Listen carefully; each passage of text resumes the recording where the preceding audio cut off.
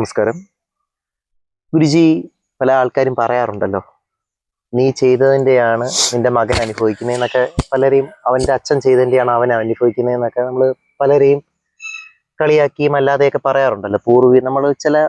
നമ്മൾ അനുഭവിക്കുന്ന പല പ്രശ്നങ്ങളുടെയും കാരണം പൂർവികർ അങ്ങനെ ചെയ്തത് കൊണ്ടാണെന്നും പറഞ്ഞ് പൂർവികരെ വിമർശിക്കുന്ന രീതിയിലൊക്കെ പറയാറുണ്ട്. അപ്പം ഈ പൂർവികരുടെ കർമ്മദോഷം എത്രമാത്രം ഒരു വ്യക്തിക്ക് ബാധിതമായിട്ട് മാറാറുണ്ട്? ഒരു സത്യത്തില് ഈ ഒരു വ്യക്തി കൊണ്ടുവരുന്ന സഞ്ചിത കർമ്മമാണോ, അതോ പൂർവികരുടെ കർമ്മദോഷമാണോ ഇതിനകത്ത് അങ്ങയുടെ ഇത്രയും വർഷത്തെ ഒരു ഇതില് ഏറ്റവും വലിയൊരു ബാധയായിട്ട് വ്യക്തികൾ ബാധിക്കുന്നതായിട്ട് അങ്ങേക്ക് ഏതാണ് തോന്നിയിട്ടുള്ളത്? ഇതിലെന്താണ് യാഥാർത്ഥ്യം? ഇതിന്റെ ഒരു യാഥാർത്ഥ്യം പറയാമോ? പൂർവജന്മങ്ങളുടെ ഫലമാണോ, അതോ ഈ ജന്മത്തിലെ മുൻഗാമികളുടെ ദോഷമാണോ, പിന്നെ ഈ ജന്മത്തിൽ ചെയ്യുന്ന കർമ്മങ്ങളുടെ ഫലമാണോ ഏറ്റവും കൂടുതലായിട്ട് നിൽക്കുന്നതാണ്? അതെ, ഇത് മൂന്ന് ഘട്ടങ്ങളിലായിട്ട് ആഴത്തിൽ ബാധിക്കും. ഒന്ന്, പൂർവജന്മ ഫലങ്ങള് വരും. ചിലർക്കാണെങ്കിൽ ഒരു ജീവിതം, അപൂർവം ചിലർക്ക് ജീവിതം മൊത്തം ഏറ്റവും കൂടുതൽ സ്വാധീനിക്കുന്ന പൂർവജന്മ ഫലമായിരിക്കും. അങ്ങനെ ചിലർക്കുണ്ട്.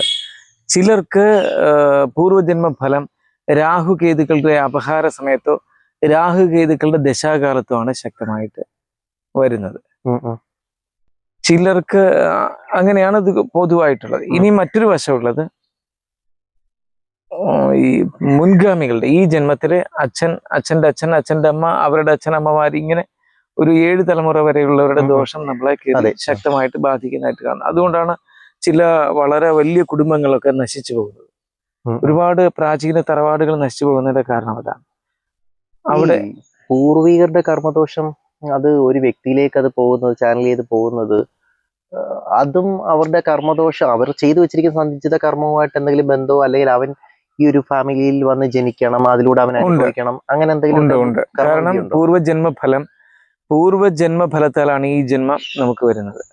നമ്മളുടെ മരണകാലത്തെ ആഗ്രഹം അനുസരിച്ചും നമ്മളുടെ അതുവരെയുള്ള മരണകാലം വരെയുള്ള പ്രവൃത്തികളുടെ ഫലം അനുസരിച്ചും ഇപ്പൊ കർമ്മദോഷം അങ്ങനെ വരുന്നത്. ഒന്ന് ആഗ്രഹം, ഒന്ന് പ്രവൃത്തികളുടെ ഫലം. ഇത് രണ്ടും കൂടി ചേർന്നിട്ടാണ് നമ്മൾ എവിടെ വന്ന് ജനിക്കണം എന്നുള്ള തീരുമാനം പോലും ആകുന്നത്. നമ്മളുടെ ഇത് അവിടെ ഈ കർമ്മ ഫലം നമ്മളെ കൊണ്ടെത്തിക്കുകയാണ്. നമ്മുടെ കർമ്മത്തിന്റെ ഒരു ഫലത്തിന്റെ തൽഫലമായിട്ടാണ് ഒരു ഫാമിലിയെ തന്നെ തിരഞ്ഞെടുക്കുന്നത് നമ്മൾക്ക് വരുന്നത്. അപ്പോൾ നമ്മൾക്ക് പൂർവ്വജന്മത്തിൽ നമ്മൾ സ്വീകരിച്ചിരിക്കുന്ന ആ ഫലങ്ങൾക്കെല്ലാം അനുസൃതമായ സ്ത്രീയെയും പുരുഷനെയുമാണ് നമ്മൾ മാതാപിതാക്കളായി തിരഞ്ഞെടുത്ത് വരുന്നത്.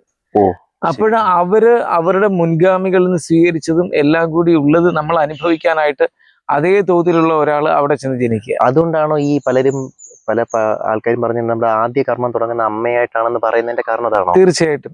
ഇതെല്ലാം വരുന്നത് ഇങ്ങനെയാണ്. പൂർവ്വജന്മവാസനകൾക്കനുസരിച്ചുള്ള ദോഷങ്ങളുടെയും ഗുണത്തിന്റെയും ആനുപാതിക വ്യത്യാസവും ആപേക്ഷികതയും ഒക്കെ അനുസരിച്ച് അതേ സ്വഭാവവും സംസ്കാരവും നിലനിർത്തുന്ന ഒരു കൂട്ടം ആളുകൾ നിലനിൽക്കുന്നതുമായ കുടുംബത്തിലേക്ക് നമ്മൾ വന്ന് ജനിക്കുക.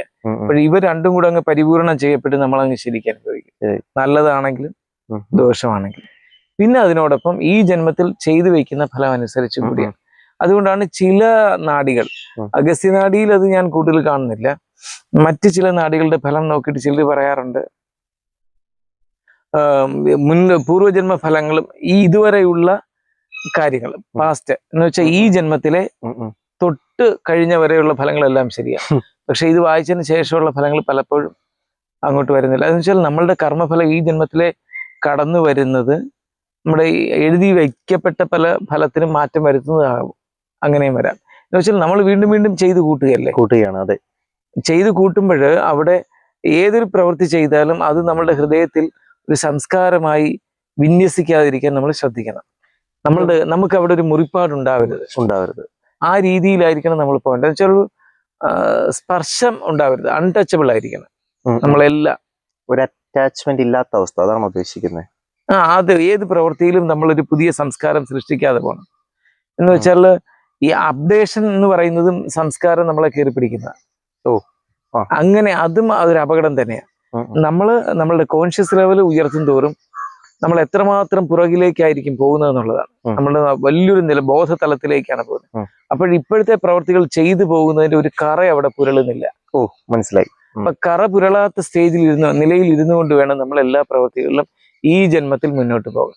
അതുകൊണ്ടാണ് ഈ അറ്റാച്ച്മെന്റ്. അപ്പൊ നമ്മളിപ്പോഴ് ഒരു ജീവിയെ കൊന്ന് ജീവിക്കേണ്ടതായിട്ട് വന്നു എന്ന് വയ്ക്കുക. ഒരാൾ ഒരു വ്യാധനായി ഇറച്ചി വെട്ടുകാരനായി ജീവിക്കുക, അയാൾക്ക് വേറൊരു മാർഗവും ഇല്ല. അയാൾക്ക് ഒരു ജോലി കിട്ടി ഇറച്ചിക്കടയിലാണ്, അവിടെ ഇറച്ചി മുറിച്ചു കൊടുക്കുക, വെട്ടുക എന്നുള്ളത്. പക്ഷെ അതിന്റെ ഒരു കറ അയാളിൽ പുരളാതിരിക്കത്തക്ക വിധത്തിൽ അയാൾ കോൺഷ്യസ് ആയിരിക്കണം. മനസ്സിലായി. കാരണം പക്ക ഇറച്ചി വെട്ടുകാരനായി മാറുകയില്ല. അത് എനിക്കൊരു ജോലി മാത്രം, എന്റെ ഉള്ളിനെ അത് മാറ്റുന്നില്ല. ഏത് പ്രവൃത്തി ചെയ്താലും അത് നമ്മളിൽ ഒരു വലിയ സ്വാധീനം ചെലുത്തി നമ്മുടെ സംസ്കാരത്തിന്റെ ആകെത്തുകയെ മാറ്റിമറിക്കാൻ ഇടയാവരുത്.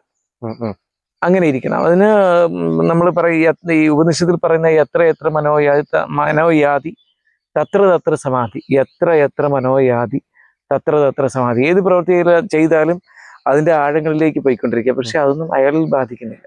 ഇപ്പം അമ്മയായിട്ടുള്ള കർമ്മദോഷത്തെ പറ്റി പറയാം. കാരണം നമ്മുടെ ഒരു ആദ്യ കർമ്മം തുടങ്ങുന്ന അമ്മയിലാണല്ലോ. ഞാൻ കേട്ടിട്ടുണ്ട് ഈ ചന്ദ്രനും കേതുവും കൺജങ്ഷൻ ചെയ്ത് കഴിഞ്ഞാൽ അങ്ങ് തന്നെ പലപ്പോഴും പറയുന്നത് ഞാൻ കേട്ടിട്ടുണ്ട്, അമ്മയായിട്ടുള്ള കർമ്മദോഷം ഭയങ്കര ഇതായിരിക്കുമല്ലോ. ഞാൻ ആദ്യ കർമ്മം അമ്മയോടായോണ്ടാണ് അത് ചോദിക്കുന്നത്. അതിനെപ്പറ്റി ഒന്ന് വ്യക്തമാക്കാമോ? അമ്മ നമുക്ക് വലിയൊരു ഘടകമാണല്ലോ. മാതൃകാരകനാകുന്ന ചന്ദ്രൻ കേതുവിനോടൊപ്പം മാത്രമല്ല, മാതൃകാരകനാകുന്ന ചന്ദ്രൻ രാഹുവിനോടൊപ്പം യോഗം ചെയ്താലും, മാതൃകാരകനാകുന്ന ചന്ദ്രൻ ശനിയോടൊപ്പം യോഗം ചെയ്താലും പ്രതികൂല ഫലം കൂടുതലായി ചെയ്യും. മാതൃകാരകനുമാണ് മനസ്സിന്റെ കാരകനുമാണ്. അമ്മയെക്കുറിച്ചും നമ്മളുടെ മനസ്സിനെ കുറിച്ചും ചന്ദ്രനെ കൊണ്ട് പറയണം. ഈ ചന്ദ്രൻ രാഹുവിനോടൊപ്പം യോഗം ചെയ്താലും കേതുവിനോടൊപ്പം യോഗം ചെയ്താലും ഏറ്റവും കൂടുതൽ ദോഷഫലങ്ങൾ ഉണ്ടാകും. അവിടെ തന്നെ ആത്മഹത്യാ പ്രവണതയൊക്കെ വരും. അത് നമ്മളുടെ 7 തലമുറകൾക്കുള്ളിൽ ആർക്കെങ്കിലും അങ്ങനെയുള്ള ക്രൗര്യം നിറഞ്ഞ സ്വഭാവമോ ക്രിമിനൽ ടെൻഡൻസിയോ ആത്മഹത്യ ചെയ്യാനുള്ള പ്രവണതയോ ആത്മഹത്യ ചെയ്തിട്ടുള്ള ഒരു സംഭവമോ ഒക്കെ കുടികൊള്ളുന്നുവെങ്കിൽ ഇതിന്റെയൊക്കെ വാസനകൾ ആ ജീനുകളിൽ കൂടി നമ്മളുടെ പൈതൃകമായി കിട്ടിവരും. അതൊക്കെയാണ് അതിന് പറ്റിയ സമയത്ത് നമ്മൾ ജനിക്കാൻ ഇടയാവുന്നത്. ഇതിന്റെ രണ്ടിനെ വ്യത്യാസം ഒന്ന് വ്യക്തമാക്കാമോ? ഇപ്പം കേതുവിന്റെ കൂടെ ചന്ദ്രനാണെങ്കിൽ അമ്മയിൽ നിന്നുണ്ടാവുന്ന ഒരു കർമ്മം എങ്ങനെയായിരിക്കും? രാഹുവിന്റെ കൂടെ ആണെങ്കിൽ എന്തായിരിക്കും ഒന്ന് പറയാമോ? പൊതുവായിട്ടുള്ളത് ചന്ദ്രകേതു യോഗവും ചന്ദ്രരാഹു യോഗവും മാനസിക ദോഷം വരുത്തി വയ്ക്കും, ഡിപ്രഷൻ ഉണ്ടാക്കി വയ്ക്കും, മനോരോഗം ഉണ്ടാക്കി വയ്ക്കും, ആത്മഹത്യ പ്രവണത കാണിക്കും. ഇതൊക്കെ ചെയ്യും. വ്യത്യാസം എന്തായിരിക്കും? കേതു ബലവാനാണെങ്കിൽ, കേതു ബലം കൊള്ളുന്ന ചില രാശികളൊക്കെ ഉണ്ട്. അങ്ങനെയുള്ള രാശികളിലൊക്കെ ആണെങ്കിൽ അത് കുറച്ചും കൂടെ ഒരേ സമയത്ത് ദോഷവും ഒരേ സമയത്ത് ഗുണവും ചെയ്യും. ഒന്ന് അമ്മയെ നിഷേധിക്കാം, അല്ലെങ്കിൽ അമ്മയുടെ കർമ്മത്തെ നിഷേധിക്കാം. അമ്മ ദോഷിയായിട്ട് വരാം, അമ്മ ദോഷഫലം മകന് ചെയ്യുന്ന ആളായിട്ട് വരാം, എന്നുവെച്ചാൽ ശത്രുവായിട്ട് വരാം. ശരി, അങ്ങനെയുള്ള ഫലങ്ങളുണ്ട്. അങ്ങനെയുള്ള അതിനൊക്കെയുള്ള പരിഹാരങ്ങൾ നമ്മൾ നിർവഹിക്കണം. പിന്നെ ആത്മഹത്യാ പ്രവണത കേതുവാണ് വരുന്നതെങ്കിൽ, ഒരു ദോഷഫലം വരുന്നെങ്കിൽ, ചന്ദ്രകേതു യോഗമുള്ളൊരു ആത്മഹത്യയാണെ കെട്ടി തൂങ്ങുക, തീ കൊളുത്തുക, ഇങ്ങനെയൊക്കെയുള്ളത് വരാം. എന്ന് പറഞ്ഞാൽ എല്ലാ ചന്ദ്രകേതു യോഗക്കാരും അങ്ങനെയല്ല, അല്ലെങ്കിൽ ചന്ദ്രരാഹു യോഗക്കാരും ഒരുപാട് അപകടം പിടിച്ച ഫലം ചെയ്യുന്നവരാവണമെന്നില്ല. ഇത് പലപ്പോഴും ഇതൊരു ലെസണായിട്ട് മാറാറാണോ പതിവ്, അതോ ഏത് തരത്തിലാണ് ഇത് മാറുന്നത്? അതായത് ഇപ്പം ഇത്തരം വ്യക്തികൾ, കർമ്മബന്ധിതമായിട്ട് വരുന്ന വ്യക്തികൾ പലപ്പോഴും നമ്മുടെ ഒരു ജീവിതത്തിൽ ഏതൊരു തരത്തിലുള്ള സ്വാതന്ത്ര്യം നമ്മുടെ ലൈഫിനെ നശിപ്പിക്കാറാണോ, അതോ അതൊരു പഠനമായിട്ട് അല്ലെങ്കിൽ ലെസണായിട്ട് മാറാറാണോ?